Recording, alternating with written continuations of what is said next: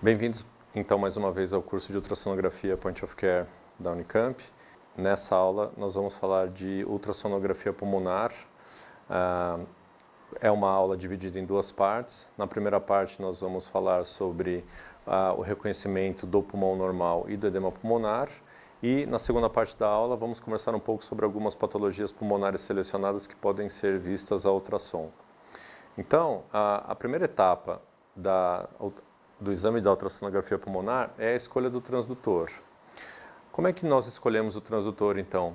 Conforme a gente conversou na aula de princípios, a escolha do transdutor vai depender dos transdutores que ficarem disponíveis no seu serviço.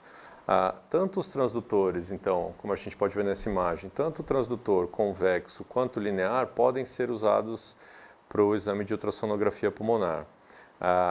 Preferencialmente, a nossa equipe dá ênfase para o transdutor convexo, porque ele é um transdutor que permite a visualização de vários espaços intercostais, ele permite uma profundidade adequada para o estudo das patologias pulmonares.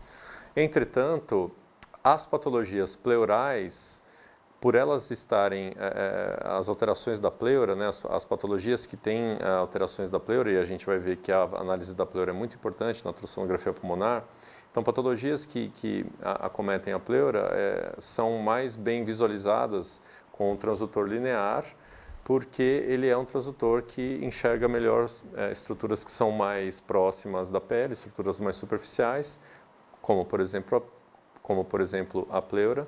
Portanto, o transdutor linear acaba sendo interessante nesse contexto.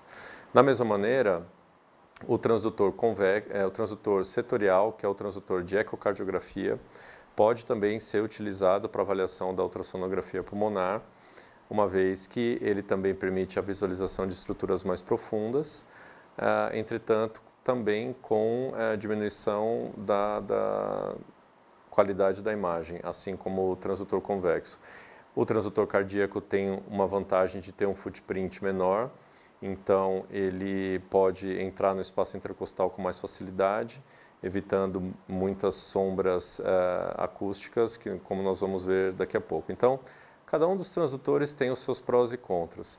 O transdutor cardíaco, né, ou setorial, ele tem uma característica interessante que muitas vezes na nossa realidade acaba sendo determinante na escolha dele para a avaliação da ultrassonografia pulmonar, em pacientes em isolamento de contato, que a gente pretende minimizar o contato do aparelho com o paciente para evitar infecções cruzadas. E então, além da gente proteger o transdutor, o cabo e assim por diante, a gente acaba utilizando o transdutor cardíaco, porque ele serve tanto para avaliar o coração quanto o pulmão. Então, muitas vezes a gente evita a troca do transdutor durante o exame para evitar o aumento do risco de contaminação e de transmissão de infecções cruzadas. Além disso, outra característica importante da ultrassonografia pulmonar é definirmos quais são os campos pulmonares a serem estudados.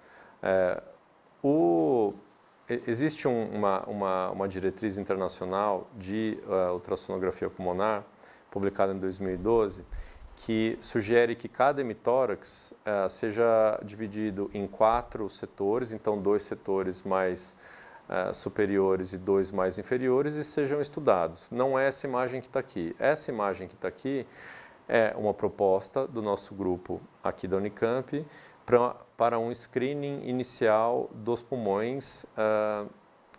Então, são 6 campos, né? Um campo mais superior aqui, na altura da linha hemiclavicular, entre o segundo e o terceiro espaços intercostais, mais ou menos. Aí, um segundo campo, então esse estudo corresponderia aqui aos campos 1 e 4. Aí, um segundo campo para estudar as porções médias aí dos pulmões, os campos médios pulmonares, né? E seria então os campos 2 e 5, seria na linha axilar anterior, na altura do terceiro, quarto espaço intercostal. E um outro campo dos dois lados aqui, correspondendo aos campos 3 e 6, na transição com o diafragma, na linha axilar posterior.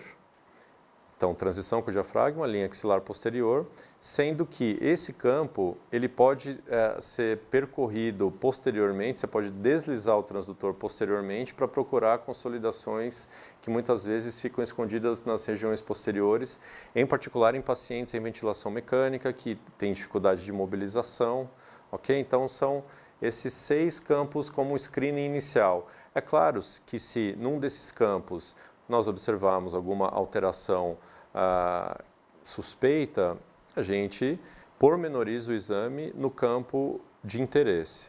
E outra característica importante, por que houve essa numeração de 1 a 6?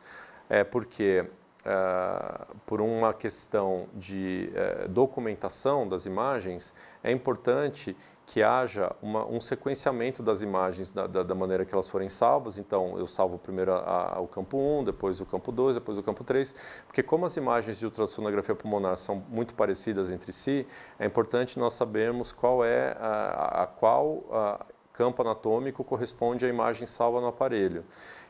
Então, se a gente organiza essa documentação de 1 a 6, né, 6 imagens em sequência, nós já sabemos que a imagem 1 corresponde ao campo superior direito e assim por diante, tá certo? Como é que então a gente inicia a avaliação do pulmão?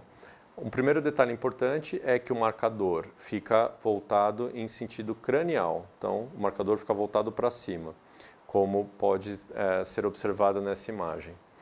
Portanto, essa parte esquerda da tela corresponde à parte cranial do paciente, ao segmento cranial do paciente, e a parte direita da tela corresponde ao segmento caudal. E agora nós vamos tentar entender um pouco melhor, então, o pulmão normal e o edema pulmonar. Vamos lá. Pulmão normal e edema pulmonar. Então, observem essa imagem aqui. Isso aqui, essa parte superior corresponde ao segmento que está sendo insonado pelo footprint. Então, o footprint está encostando na pele, então aqui essa região corresponde à pele subcutâneo, tá certo? Aqui os planos musculares e aqui são as costelas observadas como num corte seccional. Por quê? Como o transdutor está orientado no sentido crânio-caudal, ele está como se estivesse, entre aspas, seccionando as costelas 90 graus, né, ortogonalmente, portanto, elas aparecem dessa forma, como se tivessem sido serradas no meio. Então, aqui pele subcutâneo, aqui as costelas serradas e abaixo delas sombras acústicas. Porque o que acontece? Os tecidos ricos em cálcio, como por exemplo os ossos, eles não permitem a propagação do som através deles. Então, tudo que está abaixo deles, entre aspas, assim, posteriores a eles, eles ficam escondidos. E isso significa a formação dessas sombras acústicas. Então, essa região escura aqui, ela é anecóica, mas não porque tem líquido, tá certo? Ela é anecóica porque é uma sombra acústica de uma estrutura rica em cálcio, como é a costela, tá certo? Então, sombras acústicas. Agora, observem essa linha pintada em amarelo. Eu vou tirar o amarelo para vocês observarem ela antes de passar o amarelo. Olha, observem aqui, ó. Aqui essa linha hiperecóica, aqui a linha hiperecóica. Agora eu vou pintar ela de amarelo. Vocês recordam que eu comentei que quando nós temos interfaces, por exemplo, ar líquido, a tendência é de haver uma estrutura hiperecóica, né? As estruturas hiperecóicas ou hiperecogênicas, então, ocorre quando você tem duas estruturas de ecogenicidades muito distintas, adjacentes entre si, como é, por exemplo, o que acontece entre as pleuras e o pulmão que está abaixo delas. As pleuras são duas estruturas muito fininhas, com uma lâmina de líquido muito também fina entre elas, para permitir que elas deslizem entre si, e abaixo delas está o pulmão, que é uma estrutura que tem bastante ar. Lembrando-se que o ar, ele não permite a passagem organizada do som, como o líquido, por exemplo. O ar, ao ser insonado, ele faz com que a maior parte, praticamente todo o som, ele se dissipe e não haja retorno organizado para o aparelho, não haja eco organizado para o aparelho.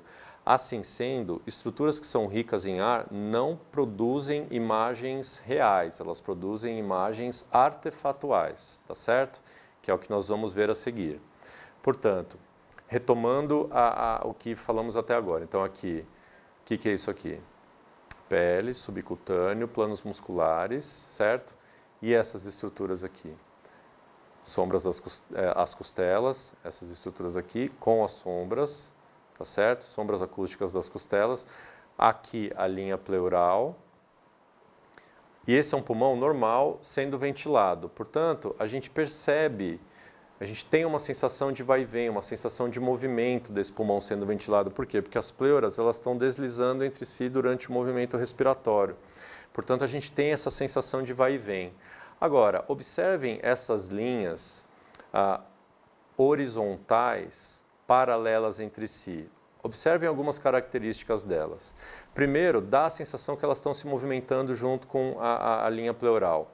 Isso acontece porque, na verdade, elas são artefatos de reverberação da própria linha pleural. Qual que é a explicação teórica para isso, então? Lembrem-se, o pulmão é um órgão que, quando ele está normal, ele é rico em ar e, portanto, ele não reflete o ultrassom de forma organizada, e sim de forma desorganizada, portanto, não produz uma imagem real. Então, o que nós estamos vendo da linha pleural para baixo é apenas artefato. A esses artefatos nós chamamos linhas A. E ao conjunto de uma imagem de pulmão normal, ou seja, um pulmão com a linha pleural preservada, com as pleuras deslizando entre si, e linhas A, nós damos o nome de padrão A, tá certo? Então, quando nós estamos passando um plantão, por exemplo, na UTI, no pronto-socorro, conversando a respeito de um paciente, é muito mais fácil eu falar para o meu colega, olha, esse paciente tem padrão A em todo o pulmão, por exemplo, do que eu ficar falando que ele tem deslizamento pleural presente, com presença de linhas A e etc. Então, falar padrão A é um código de entendimento rápido entre médicos que fazem ultrassonografia point of care. Qual que é a tentativa de explicação para esses artefatos das linhas A? Eu estou com o transdutor aqui em cima, aí ele gera uma onda de ultrassom. Essa onda chega na pleura, existe essa interface da pleura com o pulmão seco, o som que realmente ecoa na linha pleural é refletido e volta para o aparelho. O som que vai para o parênquima pulmonar é dissipado. Esse som que refletiu na pleura, que vai formar a linha hiperecóica, ele volta para o aparelho e vai gerar uma imagem no software, que vai ser essa imagem hiperecogênica correspondente à linha pleural. Só que parte desse som que encosta no transdutor também é refletido novamente e faz uma segunda viagem novamente em direção à pleura. Bate novamente na pleura, volta em direção ao transdutor e, como ele é um eco daquele som inicial, ele volta com o dobro do tempo. Se ele volta com o dobro do tempo, ele volta com é como se o aparelho ele faz uma interpretação de como se esse segundo eco tivesse com o dobro de distância.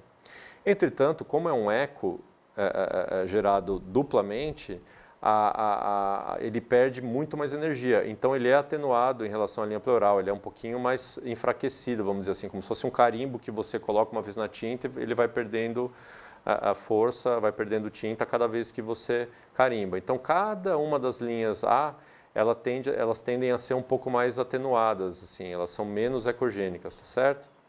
Então, essa é a explicação do padrão A. E agora nós vamos ver um detalhe do deslizamento pleural. Então reparem a pleura, nós estamos diminuindo a profundidade. Com isso eu consigo ter um detalhamento da linha pleural, tá vendo? Eu gosto de falar, nós preferimos na verdade falar linha pleural do que as pleuras, porque na verdade aqui eu não estou vendo pleura visceral e parietal, eu estou vendo o deslizamento, a sensação visual do deslizamento das pleuras entre si, tá certo? É isso que nós estamos vendo. Eu não consigo dizer o que é pleura visceral e o que é pleura parietal nessa imagem, tá certo? Então, aqui de novo a gente diminui a profundidade para ter uma noção melhor do deslizamento pleural que está aqui. Tá vendo? Aqui dá para observar bem também o movimento de vai e vem da pleura conforme existe a ventilação. Então, fundamental para observarmos um pulmão normal, a presença de deslizamento pleural e linhas A, formando o que a gente chama de padrão A, tá certo? Agora, nós vamos introduzir um conceito também que poderia fazer parte da aula de princípios do ultrassom, mas a gente preferiu introduzir esse conceito agora porque ele é mais pertinente na aula de ultrassonografia pulmonar, que é o modo M. O que significa o modo M? A letra M vem de movimento, vem de motion em inglês. Então, o modo M é o modo que documenta a movimentação de um determinado segmento linear, não é a área, não é a imagem, é linear específico do ultrassom. Que segmento é esse? A gente pode escolher. É o segmento que corresponde a essa linha aqui. E essa linha, ela é posicionável. Você mexe no aparelho e você coloca ela onde você quiser. Então, o que o aparelho vai fazer? Ele vai formar imagens dessa linha e vai enfileirar essas imagens uma atrás da outra, mas é como se fossem várias fotinhos, várias fotos colocadas, enfileiradas uma atrás da outra. Então, essa imagem que nós estamos vendo são várias fotos dessa linha colocadas uma atrás da outra. Então, vocês podem perceber que aqui, ó, retomando, PL subcutâneo, tá? Reparem que eu troquei o transdutor, aqui é o transdutor linear agora, porque eu quero ter um detalhamento melhor da pleura, então eu coloquei o transdutor linear. Então, pele subcutâneo, aqui tem uma costela com sombra, aqui outra costela com sombra, tá certo? Aqui a linha pleural. É importante colocar o modo M em cima da linha pleural, não adianta colocar em cima da costela, senão a imagem formada não vai ser fidedigna, não vai ser real, obviamente, tá certo? Então, o que nós observamos? Não são várias fotos colocadas umas atrás das outras? As estruturas que estão silenciosas, ou seja, esse é um paciente ventilando normalmente, então eu não espero que a pele e o tecido subcutâneo dele se movimentem, porque ele não está em insuficiência respiratória. Está paradinho, o diafragma se movimentando, as pleuras se mexendo. Então, a parte mais próxima do transdutor, que corresponde à pele subcutânea, etc., como está mais estática, as fotos enfileiradas vão oscilar muito pouco. Então, a impressão que nós temos é como se fossem linhas horizontais. Por quê? Porque são pontos muito parecidinhos, colados um atrás do outro. Entretanto, o movimento pleural, né, o deslizamento pleural, provoca abaixo da linha pleural essa perturbação que fica com essa característica. Então, aqui deu um play, tá vendo? Então, está tendo a movimentação da linha pleural, com isso forma-se esse tipo de artefato aqui, tá certo? Então, esse é, o que significa essa imagem? Significa a manifestação no modo M de um pulmão sendo ventilado com deslizamento pleural, tá certo? Isso não significa que esse pulmão tenha ou não tenha edema, significa pura e simplesmente que ele está ventilado e que as pleuras estão encostadas entre si, tá certo? Então, a esse achado nós damos o sinal da praia, nós damos o nome de sinal da praia. Essa região aqui, então, corresponde à pele subcutâneo, aqui a linha pleural, aqui o pulmão, entre aspas, porque, na verdade, isso é uma imagem artefatual, tá certo? E os inventores, vamos dizer assim, os idealizadores da ultrassonografia pulmonar, lembrar que a ultrassonografia pulmonar é recente, né, no final da década aí de 80, começo da década de 90, eles são pessoas muito criativas, né, até por terem desenvolvido o ultrassom para avaliação, a ultrassonografia pulmonar, por terem desenvolvido a ultrassonografia pulmonar, já demonstra que são pessoas bastante criativas. Eles olharam esse sinal, acharam que isso se assemelhava ao mar e à areia e cunharam o nome de sinal da praia, deram o nome de sinal da praia. Então, a gente, quando faz o modo M de um pulmão ventilado, com as pleuras encostadas entre si, né, encostadas uma com a outra, vendo esse tipo de achado, a gente dá o nome de sinal da praia, tá certo? Além do sinal da praia, outro sinal importante para reconhecermos no pulmão normal é o sinal da cortina. O que é o sinal da cortina? Aqui é aquele campo 3, que é o ultrassom, o transdutor colocado na linha axilar posterior, na altura da transição com o diafragma. Como estamos observando aqui um pulmão seco, um pulmão rico em ar, a imagem que está sendo formada abaixo da linha pleural não é uma imagem real. Então, isso aqui é tudo imagem artefatual. Portanto, eu não consigo ver o diafragma, que estaria, por exemplo, aqui assim, ó, ele estaria aqui o diafragma, então eu não consigo ver. O que eu vejo é essa oscilação cíclica com o movimento respiratório, que provoca essa imagem como se fosse uma cortina. E reparem que eu consigo ver linhas A nesse pulmão, tá certo? Então, isso aqui é um pulmão seco, um pulmão rico em ar, sendo ventilado na transição com o diafragma. Aqui nós temos fígado e o rim direito, tá certo? Loja hepatorrenal. E aqui, a loja espleno-renal. Então, aqui observe a loja espleno-renal, então aqui o baço, aqui o rim, e aqui o sinal da cortina também com bastante linha A, tá certo?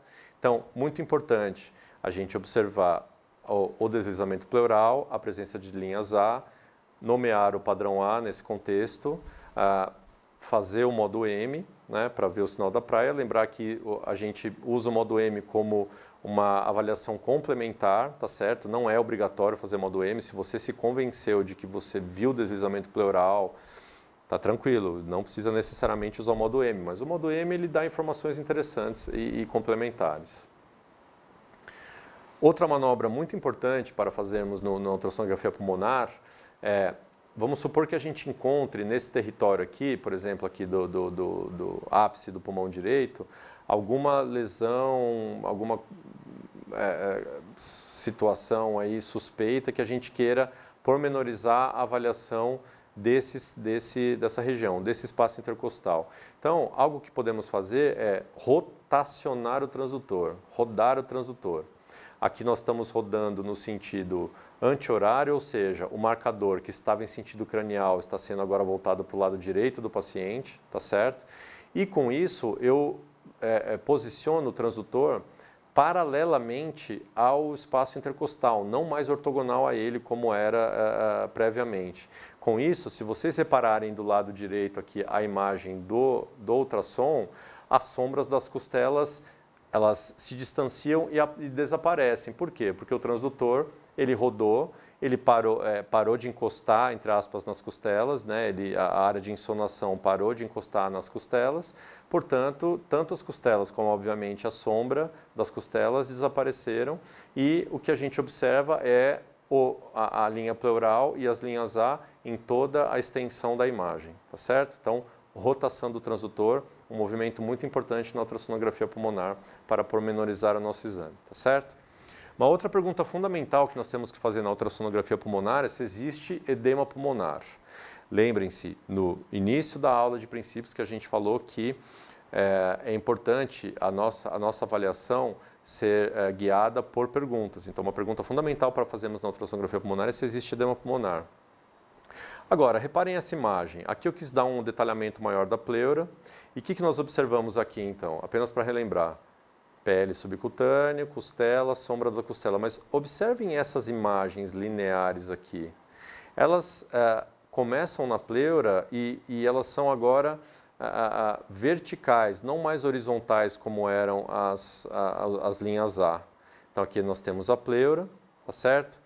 Quando nós temos um parênquima pulmonar já com um pouco de edema, como ele já não está mais com aquele predomínio importante de ar, como era o pulmão seco que fazia as linhas A, né, a ultrassom, agora parte do som, ao encostar na linha pleural, ela é realmente absorvida pelo parênquima e refletida de uma forma diferente que aquela previamente descrita nas linhas A.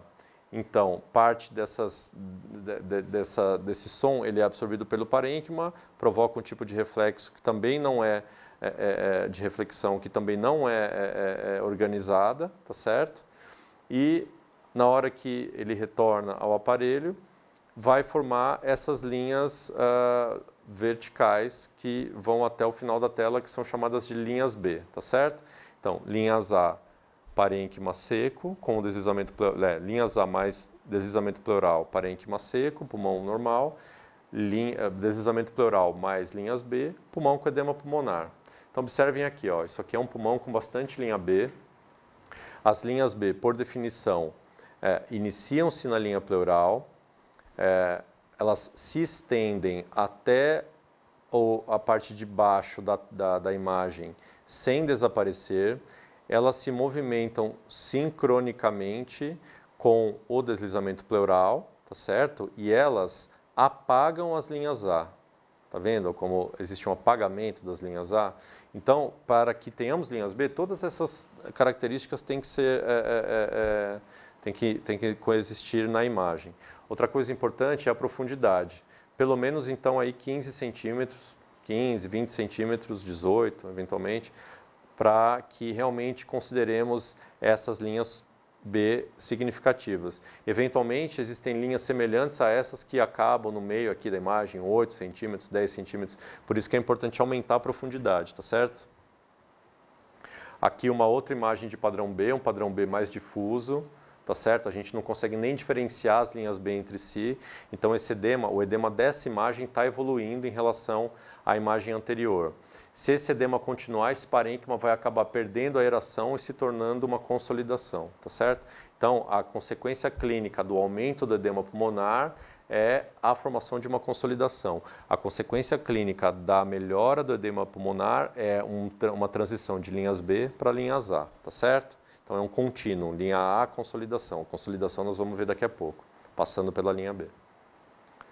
Bom, uma coisa muito importante a respeito da avaliação do edema pulmonar com ultrassom é que ele possui uma acurácia, em Portugal nós chamamos de precisão, mas ele possui uma acurácia muito grande para o diagnóstico de edema pulmonar. Quando comparado ao ultrassom, à ausculta pulmonar e ao raio-x, tá certo? E tendo como padrão ouro a tomografia. Então, esse estudo foi feito em pacientes de unidade de terapia intensiva, em ventilação mecânica com edema pulmonar inflamatório. Então, é um grupo de pacientes um pouco mais restrito, selecionado e assim por diante. Mas isso é uma informação que é muito relevante, porque a gente pode extrapolar isso para a nossa vivência clínica, porque não foi nenhuma nem duas vezes que nós observamos lá na sala de emergência, no pronto-socorro ou na UTI, situações em que pacientes estão em insuficiência respiratória, eles estão com a saturação arterial de oxigênio baixa, a gente realiza a ausculta normal, sem nenhum ruído adventício, colocamos ultrassom, linha B difusa, tá certo? Então, eu convido vocês a fazerem esse tipo de avaliação e esse é um outro bom motivo para sempre mantermos o uso do estetoscópio, até para comparar as técnicas, né, e para perceber a importância do ultrassom nesse contexto. É isso aí, obrigado.